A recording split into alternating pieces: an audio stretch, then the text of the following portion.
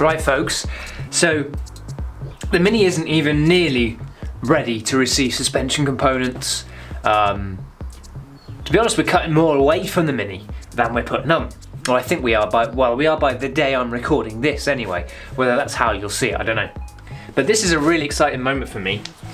On this pallet is the motor for the Mini. Now, I've alluded to it before, it's going to have boost. I've also had this motor on this pallet now, I think, for 3 years. So you will have seen it in other episodes of stuff where it's just sort of sat in the corner with my duvet on it.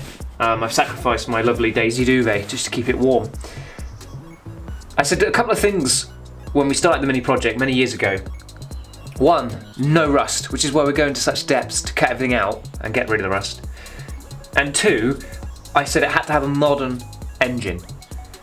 And there's a number of reasons for that. I love the old A series, but I wanted something modern. I wanted something that was efficient, was into the new age of technology, and had something that we could play with laptops rather than carbs. I'll be honest, carbs are a world I don't know about.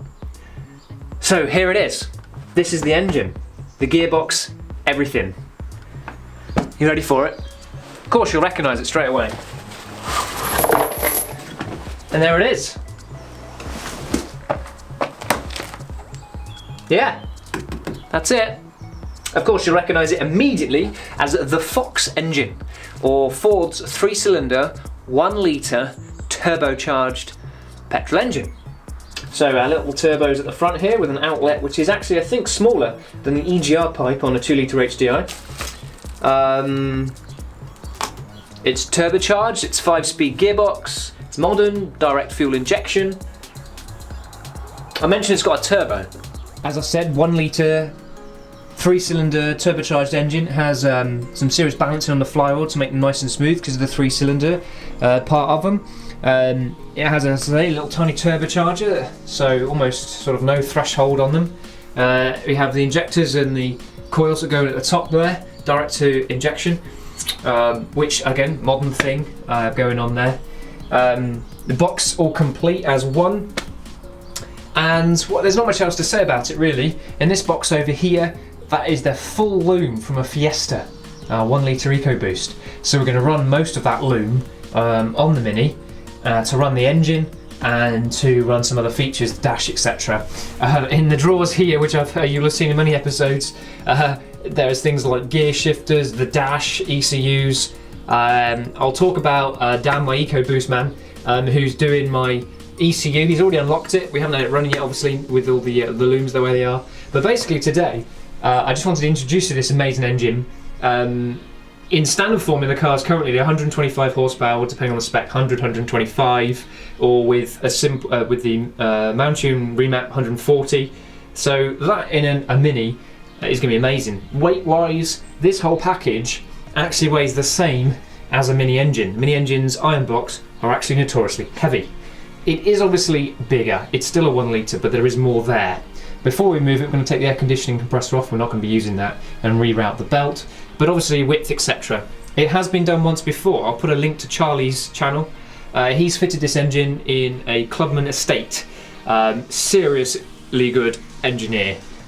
He's done some beautiful things with that. He works for McLaren. So I'll put the link down for him. He's the first official, I give him this, for a Mini to have this engine in it that I know of, but mine will be, as will be the round nose Mini, as you know, for Kev. So today I'm just going to take the air conditioning compressor off it, and we're going to move it over to Mickey's. And while Mickey's working on the rust work, what I can be doing is modifying the front subframe to fit this engine. We know it fits in a Mini.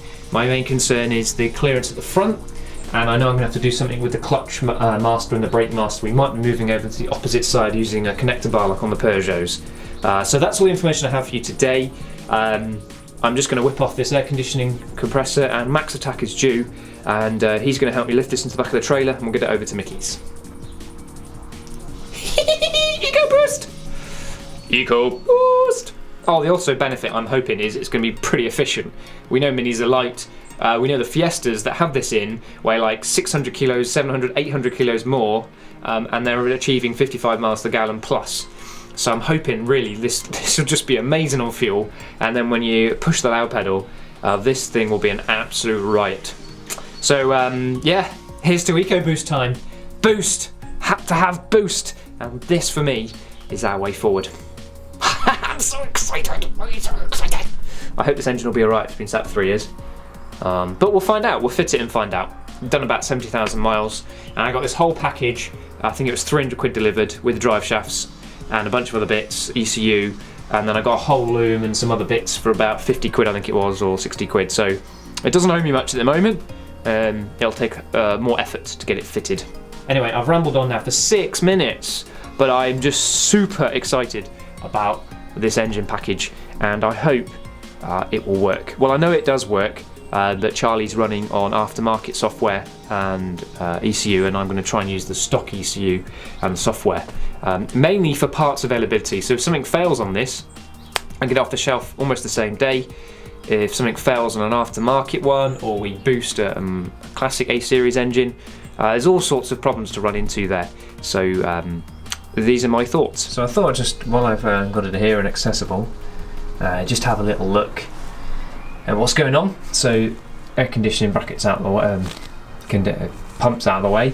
We probably can do things like cutting old brackets off like that to give us more access for the Mini subframe, but we'll see when we get there.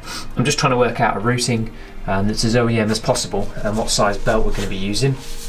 Now, a few issues. I've tried to sort of run it across the top. That is possible. I've also tried it down round this way and then over that, but this doesn't provide enough tension. I considered going over that way, but of course you need like some other way of routing the belt at the top, and that interferes with this bolt for the water pump, so that doesn't work. This routing seems the best so far because we've got maximum belt going around the alternator and the water pump, as before it was sort of less than a quarter of the alternator, which is no good really. And not exactly going to have much draw, but we don't want any slippage. Our concerns over that, well, my only concern is clearance in this area here. So it's this plug. Now, got a little idea for that. There's also a little bit of the sump just sat behind there, just rubbing on the belt, but there's enough of material we can just grind a clear path for that. Now for this wire, there's some place. I'm going to see if I can get it through here. But I did notice we need to get out some rubble first. So we're just going to reroute this wire, not American, and just see if we can bring it through the gap here. And what I can do is make marks on that, cut it, and then make sure it's the right length, and then measure the length, or measure what I've cut off, take it off the original belt length, and order the right belt. So we've redone the wire in there. The air conditioning has 2 plugs, and there's some blanks there just to pop them in, which is quite nice. We don't have to splice. I don't have to cut anything if I don't have to, introducing problems. There's a little cutout at the top there, allows the wire to run around the back. We can put a new conduit around that. It's not a problem. And then the wiring just comes through there. It is super close. Now, basically, my plan here is going to be that. So you can just see there in the middle of the screen how close it is, just touching. So a millimetre off each of those, shaving them, and we'll have clearance. If I must, absolutely have to, I've got a nice hole there, stud. I could bring just a bracket out, brace it there, and put just a tiny little roller bearing just there, just to bring the belt slightly down. Or I don't like running bearings, I don't like running pulleys on a ribbed side. But if I have to, that's what I'll do to get clearance from the plug. It literally needs that much. So it's a bit of a shame really. The alternative I was thinking about is trying to just see if I can make the mounts for the alternator, just slightly overlines them and bring the alternator down by 5mm, and again that would clear us our problem. So one of those solutions will be found, but for now I do have my routing, and I can then work out a belt length before it gets to Mickey's and we start chopping into a subframe. Thumbs up for boost!